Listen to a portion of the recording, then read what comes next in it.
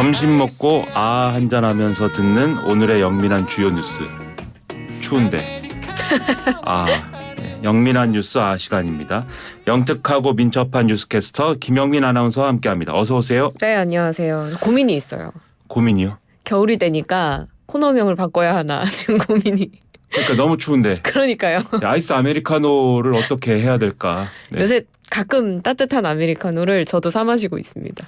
네, 저는 오늘 카페 라떼를 먹을까 생각하다가 시간이 없어서 그냥 왔습니다. 그 첫 번째 소식부터 얘기를 해봐야 되겠죠. 어제 제3지대 인사들이 한자리에 모였다고 하네요. 네, 이낙연 전 더불어민주당 대표, 또 이준석 가칭 개혁신당 정강정책위원장 어제 국회의원회관에서 미래대연합 창당준비위원회 출범식이 열렸는데 이 자리에 나란히 참석했습니다. 이 미래대연합은 더불어민주당을 탈당한 3명의 의원, 이원욱, 김종민, 조응천 의원이 주축이 된 신당이죠. 이 자리에 한국의 희망 양향자 대표, 또 새로운 선택의 금태섭 대표도 자리했습니다. 그리고 이 전 대표와 이 위원장, 그러니까 이낙연 전 대표, 이준석 정강정책위원장이 이 행사 직전에 미래대연합의 공동창준위원장인 김종민 의원과 카페에서 3자 회동을 진행하기도 했는데요.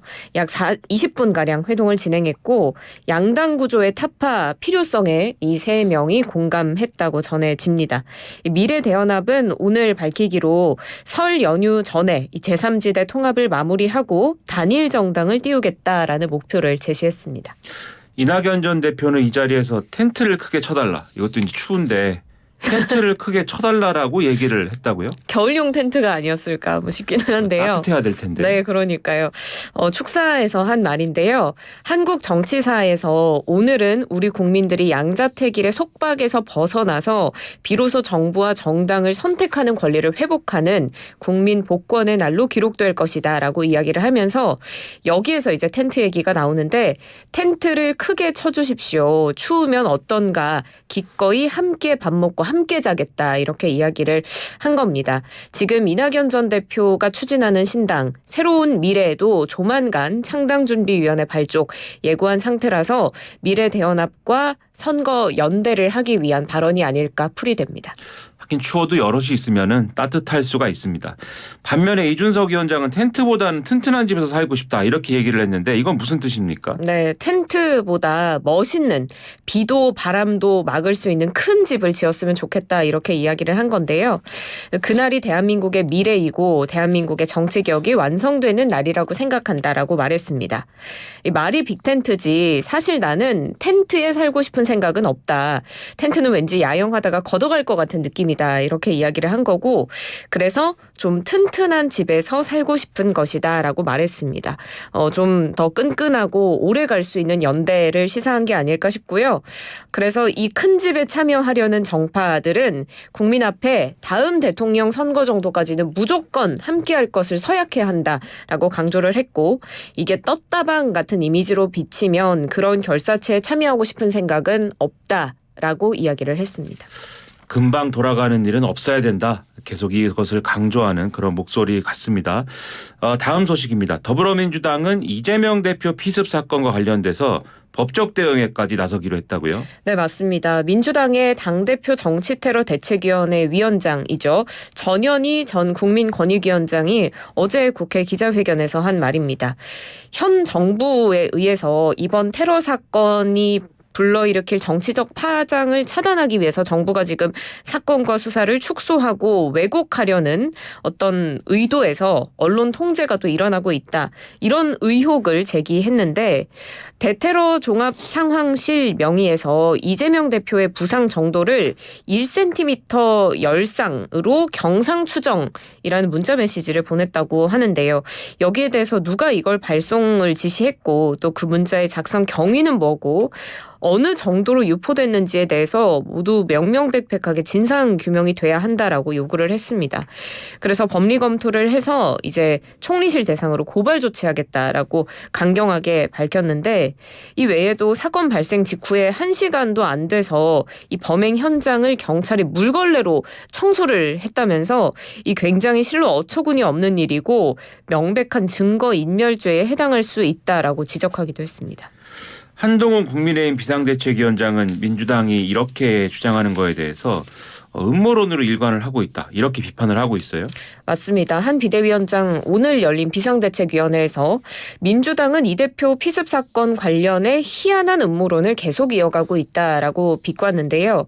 음모론으로 먹고 사는 정당 어떻게 공당일 수 있겠느냐라고 비판을 했습니다. 지금 민주당이 총리실 고발을 이야기하는 거에 대해서 총선용으로 계속 끌고 가겠다는 생각밖에 들지 않는다라면서 민주당이 과거에는 검찰만 악마화를 했는데 이번에는 경찰, 총리실, 부산대 의료진까지 악마화하고 있다라고 비판했습니다. 그리고 윤재욱 원내대표도 민주당은 합리적 추론이라는 미명하에 음모론을 계속 퍼뜨리고 자극적인 언어로 지지층을 선동하는 극단 유튜버와 다름없는 모습을 보이고 있다라고 강도 높게 민주당을 비판했습니다. 아, 그렇군요.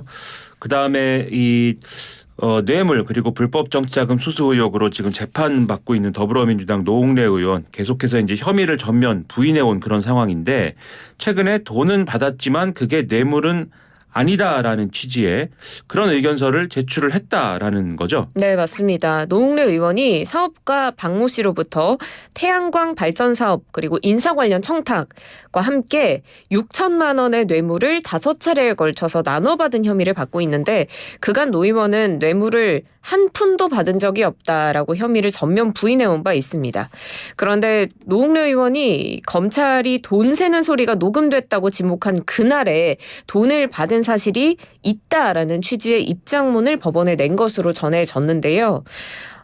서울중앙지법 형사 4단독 자신의 혐의를 심리하는 이 판사에게 이런 의견서를 제출을 했는데 다만 법적으로 후원 처리가 가능한 500만 원 미만의 정치 후원금이었기 때문에 이게 뇌물은 아니다라는 입장을 보였습니다. 돈을 받긴 받았는데 합법적인 정치 후원금이었다. 이런 네. 취지로 주장을 하고 있다. 근데 여기에 대해서 한동훈 비대위원장 또 이것에 대해서도 비판의 목소리를 또 내고 있습니다. 맞습니다. 어제 고위당정 협의회 마친 뒤에 한 말인데요. 노웅래 의원의 이런 것 때문에 정치개혁이 필요하다고 생각한다라고 강조를 했습니다. 노 의원은 다 조작이라고 주장을 했었고 민주당 전체가 자신을 비난했었는데 정작 노 의원 자신은 그 부스럭거리는 시기에 돈을 받은 게 맞다라고 스스로 법원에 제출을 한 건데 그런데도 민주당이 노웅래 의원을 공천 적격이라고 했다고 이제 민주당과 노 의원 모두를 비난했는데요. 그러면서 지금 세비 반납에 반대하는 민주당 입장대로라면 이 세비 반납이라는 건 이제 한동훈 비대위원장이 얘기한 선거개혁의 일환인데 민주당이 만약에 이를 반대한다면 노웅래 의원도 세비를 그대로 다 받게 될 것이다 라면서 국민이 볼 때는 해도 너무한다고 생각할 것이다라고 비판했습니다. 그리고 지금 국민의힘도 입장을 내고 철면피도 이런 철면피가 있을 수 있단 말인가라며 노 의원과 민주당을 비판하고 있는 상황입니다.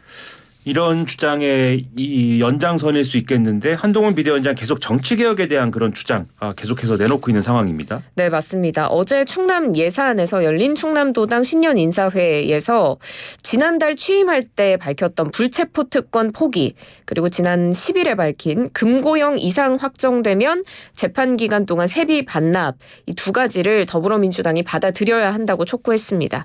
국민의 뜻을 받들어서 깨끗한 정치를 하겠다면 내가 말한 이 두 가지에 반대할 이유가 없다라면서 죄를 그냥 안 지으면 되는 거고 국민들과 똑같은 대접을 사법 시스템 안에서 받으면 되는 거다라고 이야기를 했습니다. 그러면서 또 민주당을 향해서 날을 세웠는데 지금 이재명 대표를 보호해야 하는 민주당은 절대 할 수 없는 것들이다라고 비판을 했고요. 그리고 민주당은 이를 받지 않겠다고 하더라도 국민의힘은 이를 실천하겠다면서 앞으로도 셋째, 넷째 정치개혁 시리즈 계속 말씀드리겠다라고 공언했습니다. 치열합니다. 마지막 소식 타이완에서 총통 선거에서 민진당 후보가 당선이 됐는데 민진당의 3연속 집권이네요. 네, 맞습니다. 엊그제 치러진 총통 선거에서 독립 성향의 민진당 사상 첫 12년 연속 집권에 성공했습니다. 민진당의 라이칭더 후보가 40.05% 득표하면서 총통에 당선됐고요. 그리고 제1야당인 국민당의 허우유이 후보 득표율 33.4%로 2위에 머물렀습니다. 원래 직선제가 도입된 이후에 계속 계속 8년 주기로 정권 교체가 돼 왔는데 이번에는 12년 연속 집권을 하면서 새 역사를 쓴 겁니다. 하지만 4년 전에 차이잉원 총통이 57%로 압도적인 득표를 했던 것에 비하면 한참 못 미치는 수치이기는 하고요.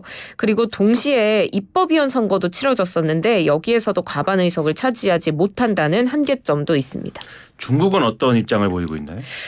민진당에 이제 당선된 후보가 친미 독립 성향의 후보라서 중국은 지금 굉장히 뭐랄까 비판하는 그런 입장을 보이고 있습니다. 민진당이 섬 안에 주류 민의를 대표하지 못했다라고 깎아내렸는데 이번 선거는 양안의 동포가 친밀해지려는 공동의 바람 바꿀 수 없다라면서 계속해서 조국 통일은 필연이다라고 강조하고 있습니다. 여기에 이제 미국 측에서는 이를 좀 의식한 듯 타이완 독립 지지하지 않는다라고 원론적인 입장을 내놨는데요. 하지만 미국 정부와 의회는 이 라이칭더 후보 당선 환영한다라는 뜻을 밝혔고요. 비공식 사절단도 파견할 예정입니다. 지금까지 영특하고 민첩한 뉴스캐스터 김영민 아나운서와 함께했습니다. 고맙습니다. 고맙습니다.